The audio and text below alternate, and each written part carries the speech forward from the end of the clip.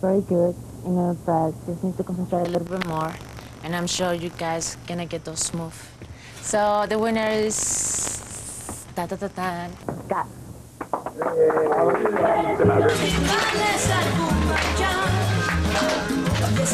She can move.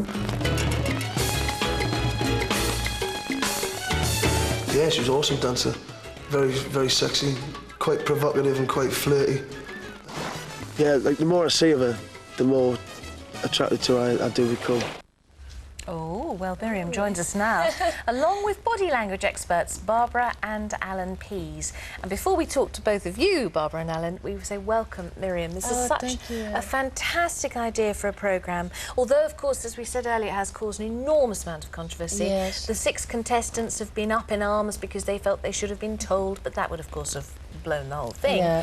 So how do you feel about their actual aggression towards the show afterwards? Well, you see what really happened is like, I told them when I feel someone who was getting attached to me, when they start getting attached to me, then that's when I say I have to tell them, because I really don't like to play with people's feelings, you know, but everybody was more for the competition, trying to win the money and everything, trying to look good on TV. Yes, because they could win you £10,000 and I think, was it a yacht holiday or something? Yes, for 1 week. And was that taken up in the end? No, by the end it didn't happen, because by the end we were like, okay, we all know you win, so we can go if you want to go, or we can go. I'm ready to go home, because we were more like friends. Everybody was just like more friends. So it must have been hurtful. These guys did become your friends and you did like them and got quite fond of them. I did. I really liked them, all of them. I really got attached with all of them, though. And then were you hurt when they were, oh my God? That happened after a week. After a week, I don't know how, I got a phone call and they're like, oh, they're trying to sue the show. And I'm like, why they were trying to sue the show? And I kind of get upset for like 3-4 days, but after 3 days I start laughing. Fair enough. Yeah. So we've got Barbara and Alan here who are going to. I mean, you are body language experts, and it is, I would have thought, extremely difficult for the very fine nuances of someone who, if you're sort of transgender, to be able to be completely accurate. Inaccurate enough to fool. We've talked so many times about body language and how subtle it is, and how it's important to pick things up, but to feed out the right signals, I would have thought, would have been very difficult. I think the first thing is to understand that the basic template for a human being is female, as we all start as girls. That's why you and I, Philip, have nipples, for example, which is redundant female feeding equipment, because we start as a girl. And if you've got an X and Y chromosome, 6 to 8 weeks after conception, male hormones will add a couple of bits on the outside, so now you're going to look like a boy, but your brain still remains female. You need a second burst of hormones within 2 days to change you into a thinking male. Now, what happens in the case of transsexuals, such as Miriam's case, is the body gets changed, but the brain remains female.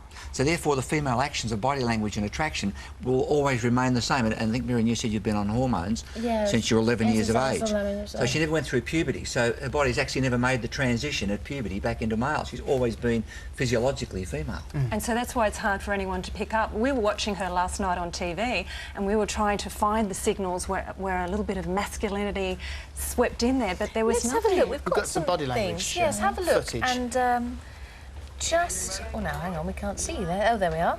Now, talk through how Miriam is... She's being very feminine. She's, you know, sort of doing feminine gestures with her hands behind her back and shaking backwards and forwards.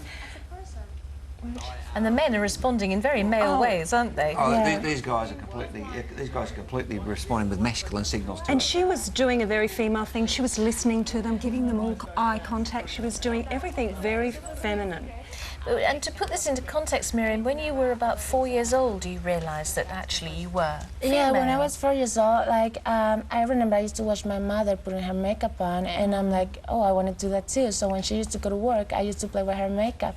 You know, usually kids of that age, they don't know anything about sex or sexuality or anything.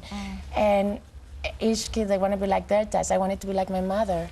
You know. And then at 11, because how old are you now, Miriam? I'm 22. 22. Yeah. So at 11, you managed to trick a pharmacist into giving you estrogen. Yes, I just wonder, and I'm like, oh, they're for my mother. And they're like, oh, okay. Ah, so what did they help you do? Help you develop breasts and... Yeah, they have to, my breasts grow up, and it's estrogen, so it's... So your voice never broke? Never. What about shaving? No, I don't shave. No, I mean, that never happened? Nothing happened. Amazing. And she doesn't have an Adam's apple either, No, I or don't. large hands, And which is when you normally were the sign. 14, you had breast implants. I had my breast implants, yes. Again, very young, so you've been Yeah, very that was my certain. present for my 15 years old. That was like 20 days before I turned 15. And your parents? They support me 100%. My brothers, they love me. My dad, my mother. They But always doesn't your look out mum for me. say, now look, will you decide what it is that you're actually going to be? Are you going to say, right, OK, I'm going to go the whole thing, I'm going to be female? Oh, or yeah. she has said that, hasn't Yeah, she? she's like, Miriam, why don't you pick one? Be a man or be a woman? I'm like, Mom, you don't know what it is being me. And I said, and I love my life, and I love the way I am right now. And the first thing you have to learn in life is how to know. You have to know how to love yourself. Whereas when you do that, you just can do anything. I'm very happy with myself right now, so. And for you guys, of course, it must be quite difficult, really, because you have such wonderful sort of compartments, the male-female compartments, which you've done all sorts of clips for us and films for us about that. To have someone who actually straddles both of those compartments. She's definitely female. But it is, I think the thing about it, we did a study of 32 transsexual people, transgender people, and they're almost entirely male bodies with female brains. You really get it going the other way around because we start as girls and we get changed into boys.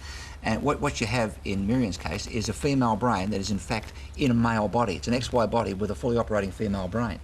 Well, Miriam, you're quite beautiful, and you obviously are female. And thank you very much indeed for coming in. The show, Something About Miriam, is on Sky One, started last night. I just started last night. And we'll It's a keep great watching. show. Oh, you have to watch it. Okay, thank you, Thanks, thank Mary. you. Thank you. And thank you, Barbara and Alan, thank you. OK, we have to take a quick break for the news now, but still to come, we're heading off to Hollywood with Alison Hammond to have a look at the Oscars and